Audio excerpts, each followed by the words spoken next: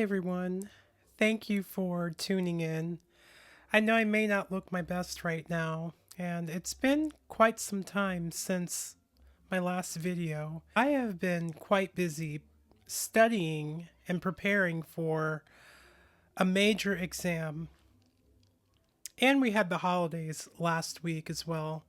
For most of this year, I've been studying for the CompTIA Security Plus, so a lot of my time has been devoted to studying for that exam. I never mentioned this to anyone because it was something that was personal to me. So I did take my exam on the 16th of December, and guess what? I passed. I did, and what a way to end the year 2024. I know. Right now, we're less than an hour away from 2025. So I wanted to take some time just to reflect on the year gone by and everything, well, not everything, but some of the things that have taken place over the year 2024, because this has been quite the year for a lot of us. The 2024 election was big news all year, especially leading up to the election. And as we all know that Donald Trump defeated Kamala Harris, and I voted for Trump. It wasn't because I liked him per se. It was mainly a protest vote in protest of, the Democrats and how they've neglected people like me over several decades. And a lot of people wanted a change, whether you're black or white or Hispanic, Asian. These last few years have been pretty tough for a lot of us. And to have the chance at having something new or something familiar, even that we've experienced not too far in the past, and that we actually did better, we had a better economy, most people were employed, and inflation wasn't as bad as it has been over the last nearly 4 years now. That was one of my reasons for voting for Trump, too. Kamala Harris, she is the vice president of the United States currently. So she represented everything that has taken place just over the last few years. And none of it has been good. With illegal immigration, that's hurt a lot of people. It's hurt a lot of Americans. And our country is not nearly as safe as it once was because of that. And those were their policies. So a lot of people voted against that. But what really decided the election, it was people who chose not to vote and those who chose to vote for Trump, mainly blacks, because the Democrats generally get the black vote and that allows them to win elections. Only this time, because they messed up, was the reason why they lost. So it's really wrong for them to point the finger at other people when they should be pointing the finger at themselves, because their policies and their benign and neglect for people like me is the reason why they lost. And Donald Trump being nearly assassinated for the first time, it was back last summer. That was really incredible, and I don't mean that in a good way. To see something like that unfold on TV. Thankfully, he survived. No matter your political affiliation, you don't want someone to lose their lives like that. I had never seen anything quite like this in my lifetime at all. And from that time leading up to the election, they installed Kamala Harris. Joe Biden dropped out, and she went, I think, 2 months without talking to the press, without doing any type of interview. And that's something else I think that hurt her. Because if anything, if you're a new candidate and you want to sell yourself to the public as someone who is qualified to be president, wouldn't you want to do or conduct as many interviews as you can from day one? But it's as though they were hiding her because she's not good at interviewing. She does not interview well. So, more personal things. I have not had a decent year since 2018.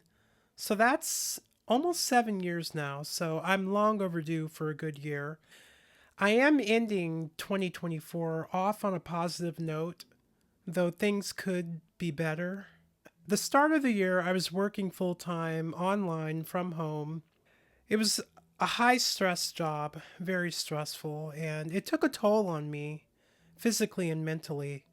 Every day after work, I would need to just go to my room and do yoga and close myself off and go for walks after that and have herbal tea a lot of those nights just to ease my mind and relieve some of that stress that I had been experiencing throughout the day. Back in February, I did take a road trip to Georgia and I spent the weekend there, and that was very therapeutic. It helped me a lot. I really needed that time to myself, but because of things being the way that they are, I did not have much time to travel this year, though I would have loved to, but I wasn't able to do it. But at least I got a chance to leave my home state once this year. And I rented a car, actually. I sold my vehicle back in March of this year. And the last time I drove a vehicle was back in February of this year when I rented the car. My reason for selling my vehicle was because there was a lot wrong with it, and it would have cost a lot of money to repair it. Money that I felt wasn't worth spending on repairs. And because I was working from home and not going out as much, because who has money to go out a lot and shop or drive and spend money on gas and entertainment? A lot of people do not have that kind of disposable income in this economy. So I thought it would be best to wait to purchase another vehicle until the time is right. Meanwhile, I decided to buy an e-bike in March. I did receive a lot of criticism for making that purchase, though I have no regrets of purchasing the e-bike. I'm glad I was able to do it because even though it does not entirely replace a car, you'll definitely get more mileage with an e-bike than you will with a regular bicycle. And I named my e-bike Audrey after Audrey Hepburn. I wanted to do a video on it, but I never got around to doing it. I still have the footage of when the e-bike was delivered to my house, so maybe that's a project that I can share with, or an experience that I can share with the rest of you for 2025. And I'd like to review the bike as well. I've included it in some of my videos, but I have not actually done a proper review of my e-bike. I don't know a lot about e-bikes. I'm still learning, but so far I like it and I have no regrets of making that purchase. The cost is low, the maintenance is low. I don't have to buy gas or pay for insurance. And get this, I only purchased gas once this year. Back in February when I took the trip to Georgia. But I ended up losing my job back in April. I was let go from my job. I did a video on that too, but it gave me more time to prepare for my exam. I was preparing for the 601 exam, and maybe you're not familiar with Security Plus, but the 601 was retired in July. So it was coming down to the wire before they retired the exam. So by mid to the end of June, I decided maybe it's best I start studying for the 701 instead because I don't feel like I'm quite ready to take the 601. And a lot of the information that was on the 601 exam carried over to the 701. But it still took some time. I was dealing with other things and a whole bunch of other things, but I was able to prepare for the exam and go at a slower pace and actually learn and teach myself and understand the objectives and the concepts relating to cybersecurity. I had a cybersecurity interview back in April of this year. I made it to the third round. I did really well on each interview, but after that I did not hear back from them. They asked for references, which I provided for them. They did a background check on me, and everything came back okay, as it would, because I'm squeaky clean. I don't have any of those types of issues, but sadly, I never heard back from them, and they seem like a company that I would have enjoyed working for, being a part of, but yeah, that's how it goes. Not only sometimes, but a lot of the times. And with the way the economy is now, you know, some people, well, a lot of people are having trouble finding steady employment or employment at all. And because I'm small on YouTube, I do not make money from this. I know I should upload more, and I'm going to try to get better at that because I've put a lot of my time and effort preparing for this exam that I was able to pass, and I'm currently working on the Google certification right now, and I'm on track to finish that next month. But there's also another certification that I would like to go for. It's the CYSA, I believe. It's also a CompTIA certification for cybersecurity. Also for 2025, I would like to gain more hands-on experience too with different types of cybersecurity tools or solutions that are used in that industry. You know, this has been an interesting year for celebrities. A lot of celebrities, or just a lot of Hollywood, has been exposed this year. And I find that quite interesting because P. Diddy, for example, he is now in prison. He went to prison, but the Cassie video of him physically abusing her in that hotel was leaked back in March. Everyone saw it. And a few months after that, he gets arrested. But there are still a lot of celebrities, high profile celebrities, who are being overlooked and who are just as guilty, if not more guilty, as P. Diddy or Diddy. And some of you may not know this. I did a couple of videos on this as well, but this was probably more of a story within the trans community. But the trans woman Rose Montoya, who flashed at the White House last year, was being accused of SA by several trans men. At first it was 5, and I heard the total had gone up to as many as I think 11, but I'm not sure. It's all alleged, so no one really knows, but, well, some people know. I don't know, but I'm not sure exactly what became of that or what the outcome was with that. I know that there were some of the guys who had to appear in court, some of the trans guys. That's all I really know about that. And I don't know if they settled or what happened, really. But that was also big news for this year within the trans community. And there were some people on YouTube who covered this story, but there were still a lot of news outlets that did not mention it at all. And I think a lot of that had to do with this being an election year, and this person was associated with, they were a guest of Joe Biden's, invited to the White House. So if people are reminded of what happened last year, that's another thing that the opposing party, the Republicans, can use against the Democrats. So that was kept in the dark. I don't know if anything else will come out about that, but yeah, it's a sad story. I know it's all alleged, but I've heard a lot of things. I'm not going to mention that right now, but yeah, it's unfortunate. It really is. Okay, it's me from the future. Happy 2025, everyone.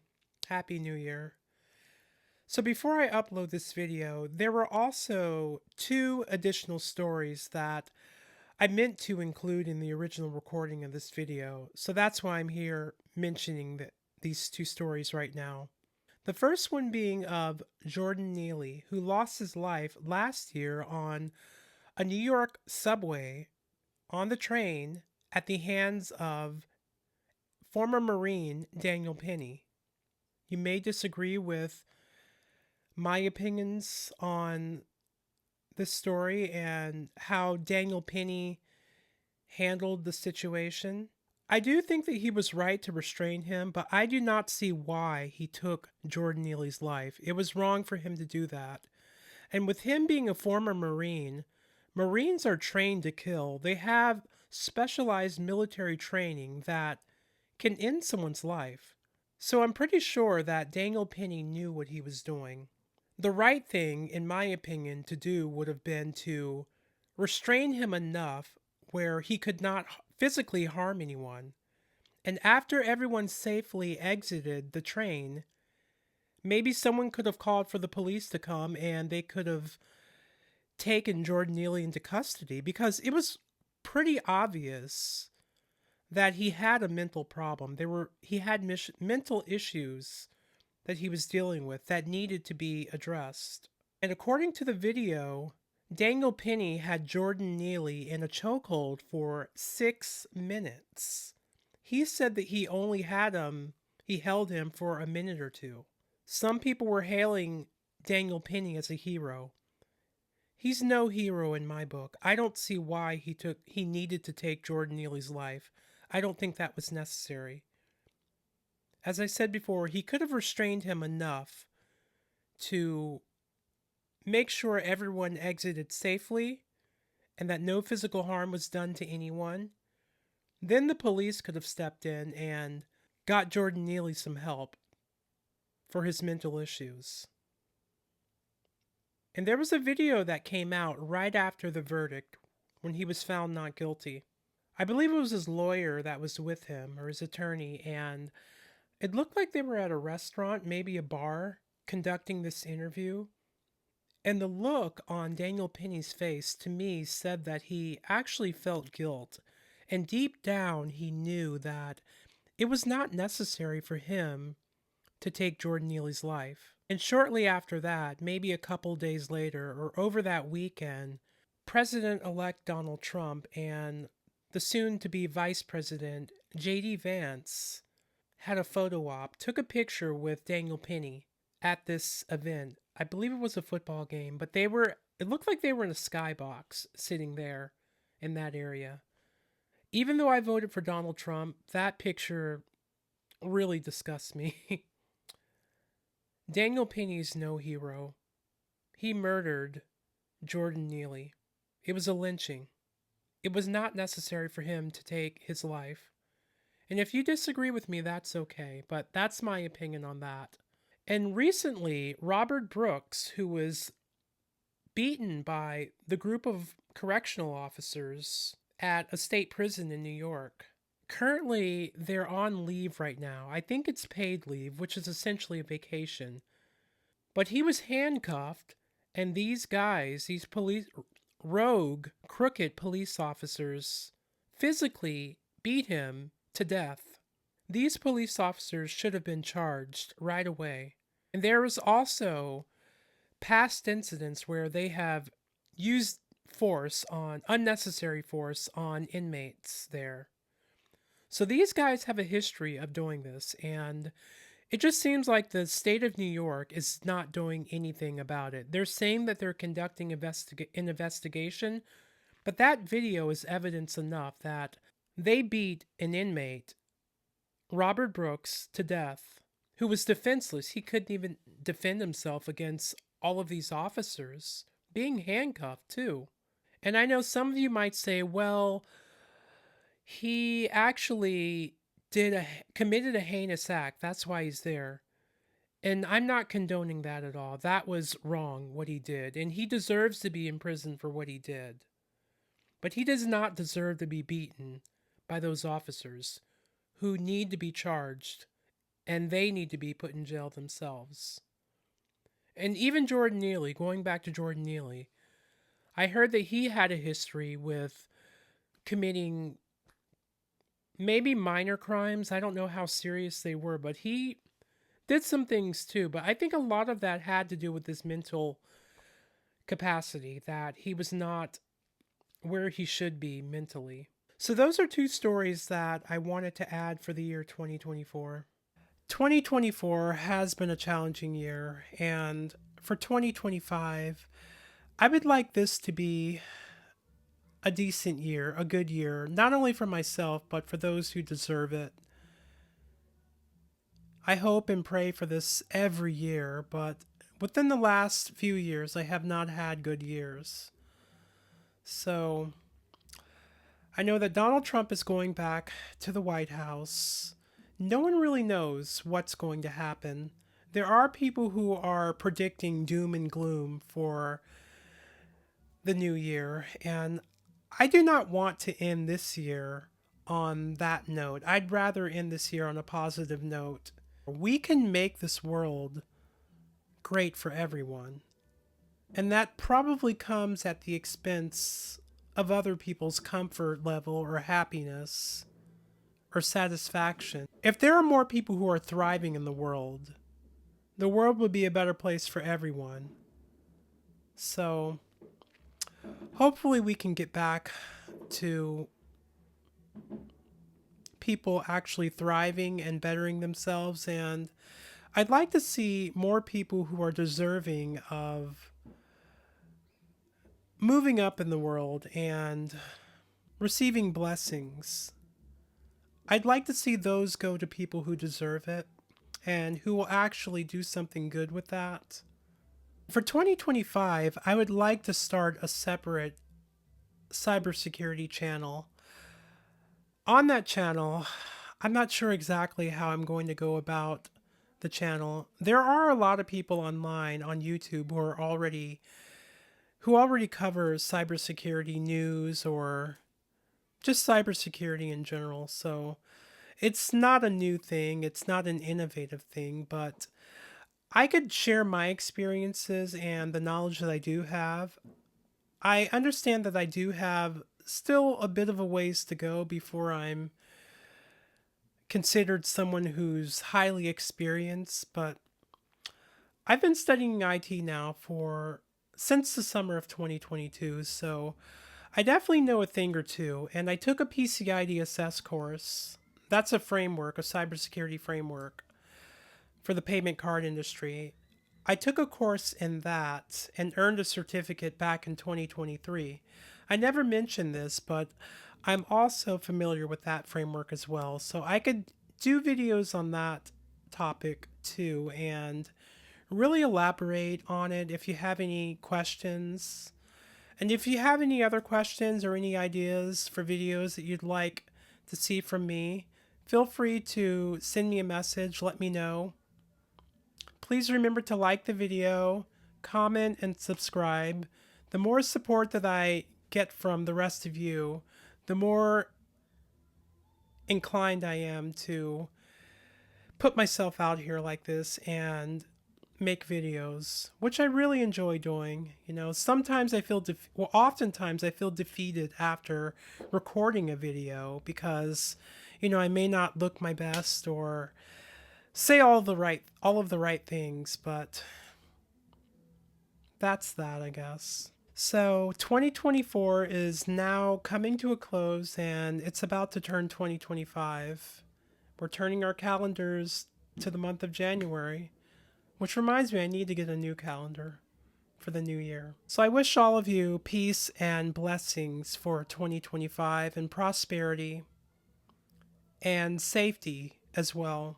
Thank you for tuning in, everyone. Take care.